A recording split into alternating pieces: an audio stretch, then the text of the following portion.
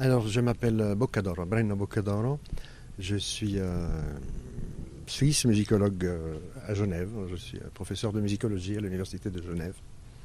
Je me suis intéressé étant donné que le sujet c'est donc madrigal entre tradition populaire et musique savante, j'ai essayé de poser le problème au niveau de la Renaissance italienne et notamment au niveau de la musique improvisée.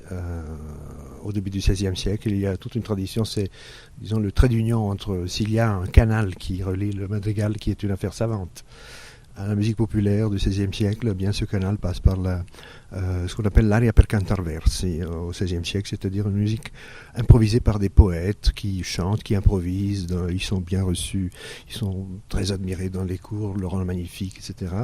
Ils chantent une musique rythmoïde, on pourrait dire, qui n'a pas de rythme bien défini. Ils chantent et ils parlent en même temps. Cette manière de chanter, de traiter les textes est très proche de du récitatif d'opéra qui triomphe à la fin du XVIe siècle. Et dans l'esprit de pas mal de musicologues, dans des ambiances très parfumées de la musicologie d'aujourd'hui, cette manière de chanter du début du siècle aurait constitué le point de départ du récitatif. Il y a une ligne commune, un trait d'union étroit entre le récitatif du début de ces poètes improvisateurs du début du XVIe siècle et la basse continue. Que cette manière de traiter le poème soit d'origine populaire, il n'y a aucun doute. Simplement, ce qui pose problème, c'est que dans l'esprit de beaucoup de musicologues, la syntaxe harmonique de cette poésie improvisée aurait contenu en germe l'harmonie basse continue, c'est-à-dire l'harmonie verticale du XVIe siècle. Et je montre qu'en réalité, ce sont deux choses différentes. Voilà. J'ai écrit des études sur l'expression de la mélancolie, de la musique de la Renaissance. Ma spécialité, c'est l'histoire de la théorie et l'histoire de ce que nous appelons la théorie des affects. L'histoire des passions, la musique qui peut agir sur les états d'âme, renverser, transformer les états d'âme, altérer la conscience, etc.